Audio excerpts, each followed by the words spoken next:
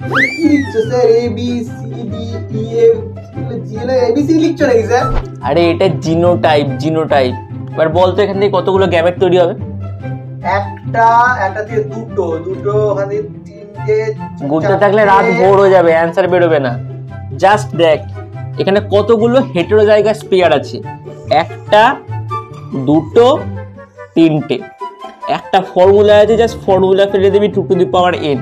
এখানে nটা কি? Number of heterozygous pair. তো আমি 2 টু দি পাওয়ার 3 বসিয়ে দিলাম, বেরিয়ে গেল 8। This is number of gamete. And এখানে n হচ্ছে নাম্বার অফ হেটেরোজাইগাস পেয়ার। এবার আবার কোশ্চেন, আমি যে জিনোটাইপ লিখবো সেখান থেকে কতগুলো গ্যামেট তৈরি হয়? Answer in comment box. বল দেখি কতগুলো গ্যামেট তৈরি হয়।